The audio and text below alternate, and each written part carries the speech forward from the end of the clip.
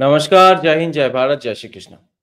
প্রধানমন্ত্রী নরেন্দ্র মোদী, আরএসএস সরসংঘচালক শ্রী মোহন ভাগবত এবং আমাদের ইউপির সিএম শ্রী যোগী আদিত্যনাথকে ফাঁসানোর একটা বিরাট বড় ষড়যন্ত্র চলছিল। তো সেই ষড়যন্ত্র ফাঁস হয়ে গেছে এবং সেখানে তারা কোনোভাবেই সাকসেসফুল হয়নি। তো কি ব্যাপার সেটা একবার দেখুন। और खबर यह है कि जिस तरह से मोहन भागवत को फंसाने की साजिश थी, ठीक उसी तरीके से नरेंद्र मोदी को भी फंसाने की साजिश रची गई थी। मालेगांव विस्फोट मामले में अब तक का सबसे विस्फोटक खुलासा, भागवत की तरह मोदी को भी फंसाने की साजिश रची गई थी। साध्वी प्रज्ञा सिंह ठाकुर ने बहुत बड़ी बात लोगों के सामने रखी है। मजबूर किया गया। मैंने अपने लिखित में सब कुछ दिया है और मैंने जिन जिन के नाम लिए हैं सभी के नाम जो हमें कहने पे मजबूर किया गया तो वो सब किया है उन्होंने कि इनके नाम लो, सबके नाम लेकर के और तुम ये बोलोगी तो हम तुम्हें नहीं पीटेंगे।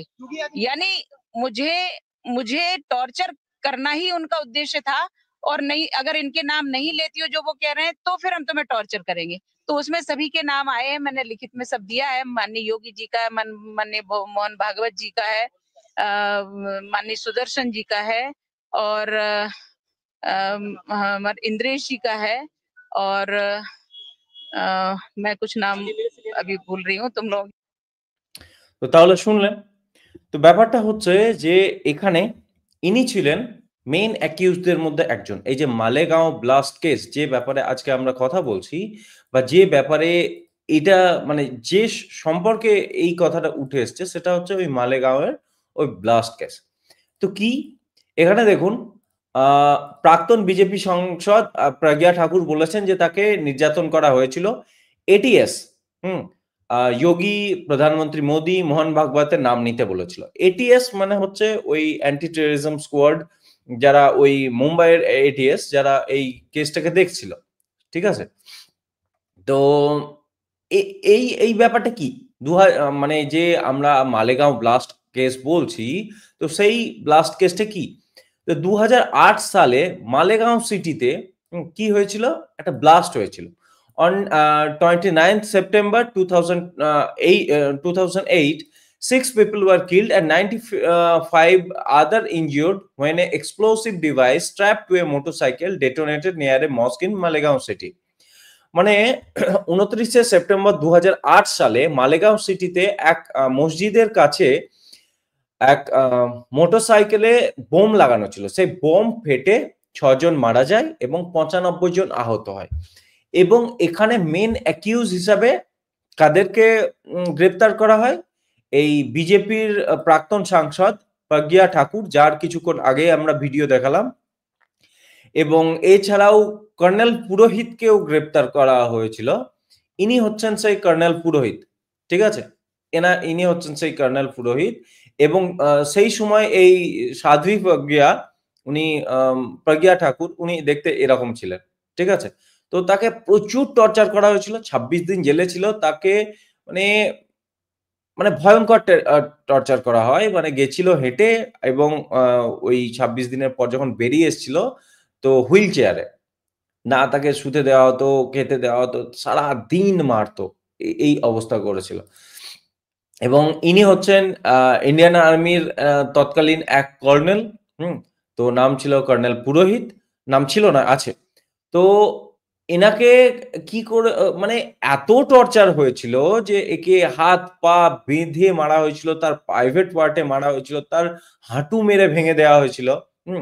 এবং শুধুমাত্র তাই নয়, এই ব্যাপারে যখন করা হয়, যে এখানে দেখুন এখানে বলা হচ্ছে 2008 সালে এই যে মালেগাঁওয়ে এখানে এই যে ব্লাস্টটা হয় সেই ব্যাপারে 9 years in custody, মানে কর্নেল পুরোহিত 9 বছর জেলে ছিলেন কোন রকম ট্রায়াল ছাড়া, কোর্টে কোন রকম ট্রায়াল ছাড়াই, কোনো চার্জশিট ফাইল ছাড়াই 9 বছর ছিলেন। মানে কোনো বিচার হয়নি, 9 বছর ধরে জেলে ভরা ছিল, কোনো বিচার হয়নি। একবার ভাবুন।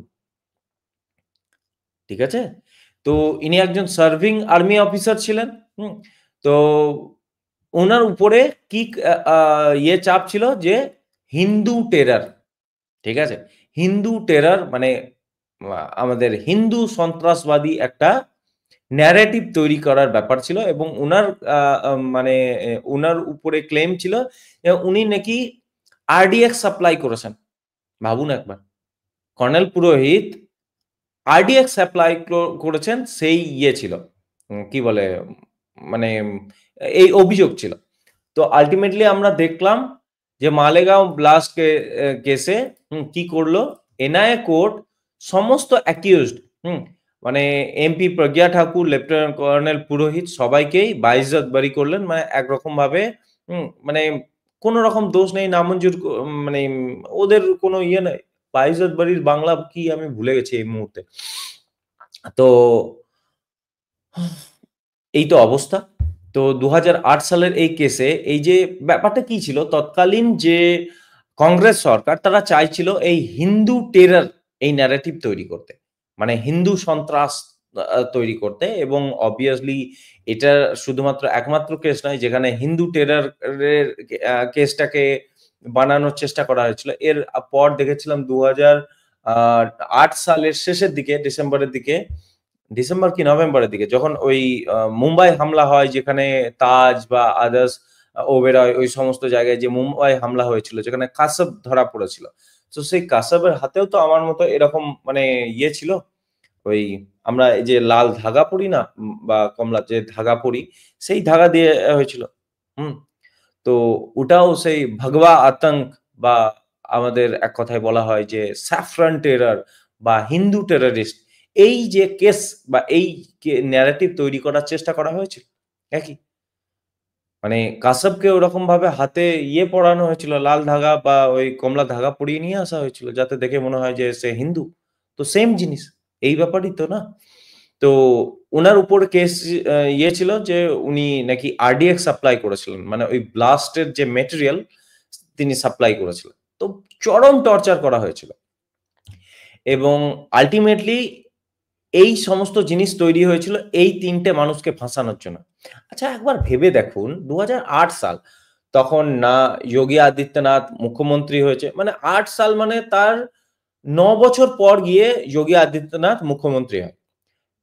সেই মুহূর্তে মোহন ভাগবত ছিলেন মানে আরএসএস সারসংঘ চালক, এবং প্রাইম মিনিস্টার মোদি, এখন যিনি প্রাইম মিনিস্টার, উনি সেই সময় ছিলেন 2008 সালে গুজরাটের চিফ মিনিস্টার ছিলেন। কিন্তু তখন কেউই জানতো না যে যোগী আদিত্যনাথ মানে এই মুহূর্তে হবেন, মানে ইউপির চিফ মিনিস্টার হবেন বা এই পর্যায়ে গিয়ে পৌঁছাবেন, এত বড় মানে দেশের মানে প্রমুখ নেতাদের একজন হবেন, বা মানে মোদি, মানে নরেন্দ্র মোদি 2014 সালে যে ভারতের প্রধানমন্ত্রী হবেন, বা থার্ড টার্ম মানে 3 বারের প্রধানমন্ত্রী হবেন, এই জায়গায় পৌঁছাবেন, ওয়ার্ল্ডের মানে ওয়ান অফ দ্য ফাইনেস্ট স্টেটসম্যানস এর জায়গায় পৌঁছাবেন, তখন কেউ ভাবেনি।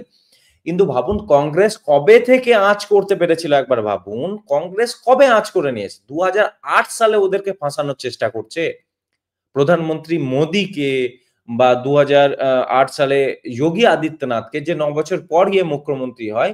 মানে ওদের দূরদর্শিতাটা দেখুন, যে ওরা জানতো যে আগামী দিনে এরাই আমাদের পথের কাঁটা হয়ে দাঁড়াতে চলেছে।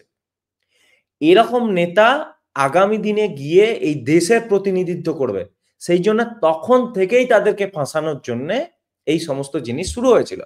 এবং এই যে কেস, যে অ্যাকিউজড, যে প্রজ্ঞা ঠাকুর যেটা বললেন সেটা তো আপনারা শুনলেন।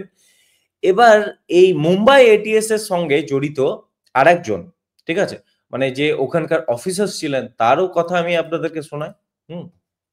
এবং আমি যার কথা শোনাবো খুব ইন্টারেস্টিংলি, সে মানে তার কথা আপনাকে শুনতে হবে। আমি দেখাচ্ছি, এক সেকেন্ড দাঁড়ান, আমি দেখাচ্ছি, শো করছি, এটা দেখুন। ওকে,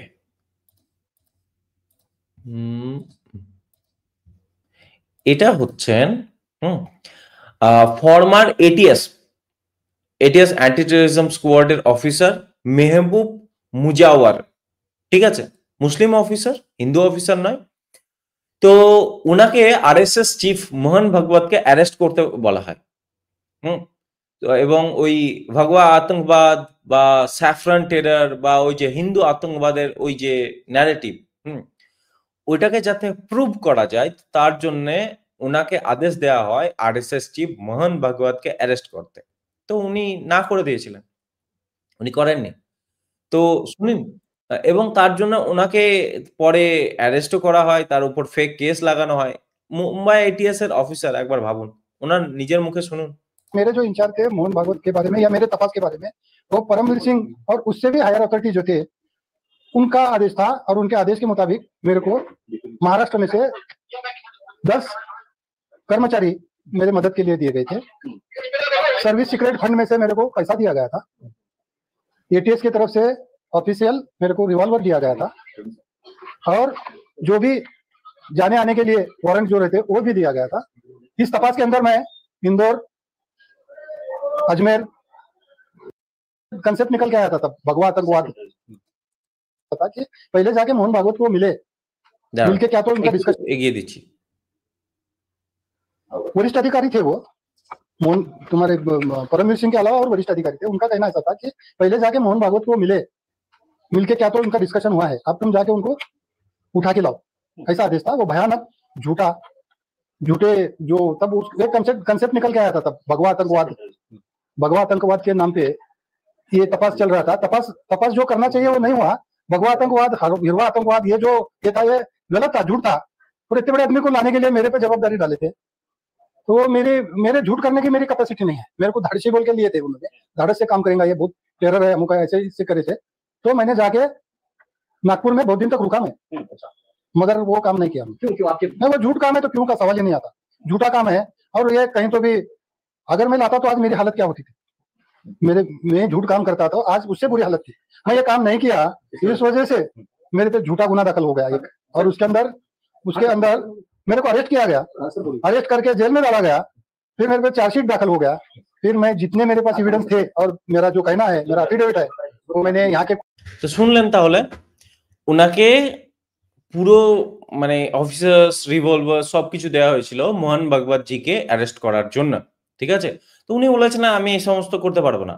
এবং উনি তখন ওটাও বললেন, আপনারা শুনলেন যে উনি বললেন যে তখন একটা কনসেপ্ট উঠে এসেছিল যে ভগবা আতঙ্কবাদ, ঠিক আছে, হিন্দু আতঙ্কবাদের এই কেসটাকে ওরা প্রুভ করতে চাইছিল। ওরা বলতে তখনকার কংগ্রেস প্রুভ করতে চাইছিল। তো আমি এতে তো রাজি হয়নি।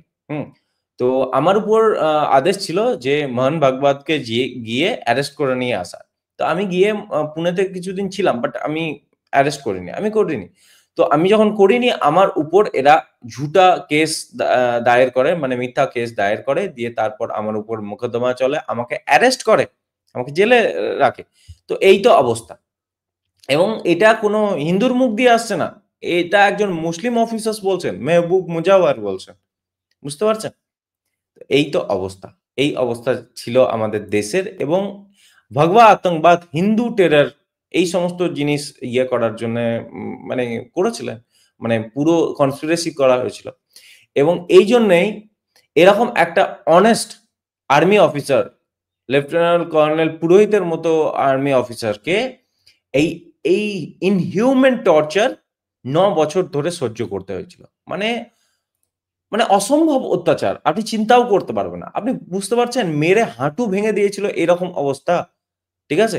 তারপরেও 9 বছর ধরে কোনো রকম ট্রায়াল ছাড়া, মানে আদালতে তোলা হয়নি 9 বছর ধরে, তার কোনো বিচারই হয়নি 9 বছর ধরে, চার্জশিট ফাইল হয়নি। তো তারপর যখন কর্নেল পুরোহিত ওখান থেকে ছাড়া, মানে ফাইনালি ইয়ে হয়, মানে বেল পান, তারপর ওনাকে যখন কোয়েশ্চেন করা হয়, তো উনি কি বলেছেন শুনুন। মানে একটা আমাদের দেশের আর্মি অফিসারের মধ্যে দেশভক্তি কোন লেভেলের আছে, 9 বছর ধরে তাকে একটা মিথ্যা মোকদ্দমাতে জেলে পুড়ে রাখার পরেও তার মধ্যে কোন লেভেলের স্পিরিট আছে, সেটা একবার শুনুন, দেখুন। ওনাকে যখন জিজ্ঞাসা করা হয়, মানে উনি যখন গাড়িতে উঠছিলেন, ওনাকে যখন জিজ্ঞাসা করা হয় ওই ব্যাপারে, তখন উনি কি বলছে শুনুন।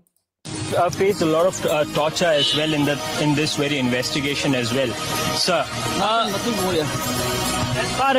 বলছে যে আপনি এই টর্চারে, মানে এই ইনভেস্টিগেশনে আপনাকে প্রচুর টর্চার করা হয়েছিল। তো বলছে যাই হোক, খুব বেশি নয়। যে তারপর বলা হচ্ছে যে as far as Kargil Divas is concerned, what is your message? Sacrifices make the country, freebies don't. Okay. And stop asking this leftist like questions. What our army is doing for you? Ask what I am doing for the army. Okay. I feel ashamed of myself that I am not able to put my 100%. Understand this. Okay. Chalo. You want to contribute more for the country? Not only me, you all should do. Okay. We all should do this. It's our land. It's our people. It's our soil. Remember this. ওনাকে যখন জিজ্ঞাসা করা হচ্ছে যে আজকে কার্গিল দিবস, আপনার কি মেসেজ?